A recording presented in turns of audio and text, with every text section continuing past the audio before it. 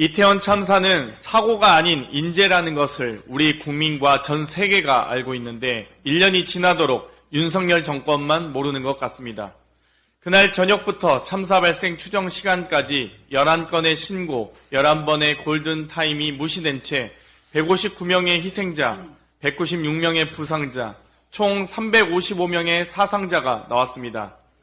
구속 송치 6명은 보석 석방, 지금까지 유죄 선고 0명, 아무도 책임지지 않았고 아무도 처벌받지 않았습니다. 심지어 어제 핵심 피의자 중 한 명인 김광호 서울경찰청장이 유임됐습니다. 검찰 수사를 받고 있는 중에 불기소 처분하라는 시그널입니까? 참사 희생자와 유가족을 2번 죽이는 이번 경찰 인사 발표를 즉각 취소하십시오. 이번 주말 이태원 참사 1주기 시민 추모대회가 있습니다. 윤석열 대통령은 야당이 공동 주최해서 정치 집회로 규정하고 불참을 결정했습니다. 용산 출장소 여당도 불참할 것으로 보입니다. 진실을 위한 노력도, 진심을 위한 애도도, 유족에 대한 예의도 없는 졸렬한 이유입니다.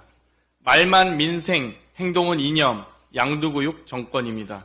이태원 참사를 추모하고 국민의 안전을 지키겠다는 다짐보다 더 시급한 민생이 어디 있습니까?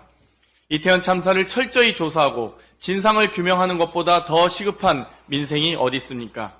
이태원 참사 1주기에 민생 전환 첫걸음을 떼며 특별법 추진에 전향적 자세를 보여주시길 촉구합니다. 지난 8월 방통위는 권태선 박문진 이사장 해임 사유로 MBC 경영 및 운영에 대한 관리 감독 의무, 부적절한 이사회 운영으로 선관주의 의무, 박문진 이사장으로서의 법령 준수 의무 3개 항목에 총 10건의 위반 사항을 적시한 바 있습니다.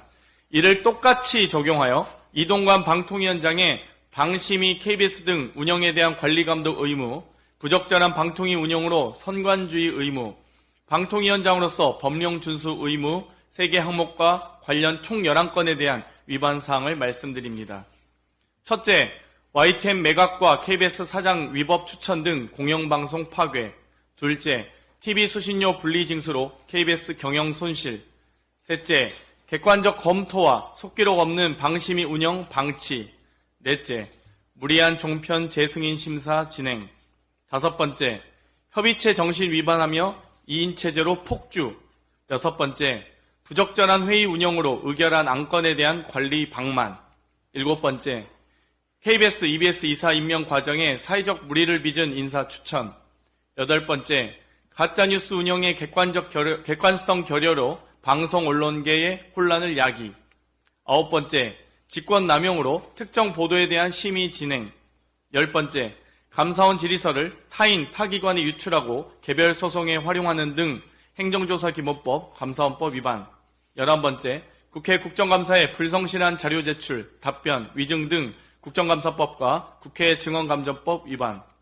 이번 국정감사를 통해 이동관 방통위의 행정폭주 11건에 대해 여러 차례 분명하게 지적하고 시정 요구를 했습니다. 지금 당장 중단하지 않으면 국회의 적법한 탄핵소추 권한과 책무를 이행할 것임을 엄중히 밝힙니다. 이상입니다.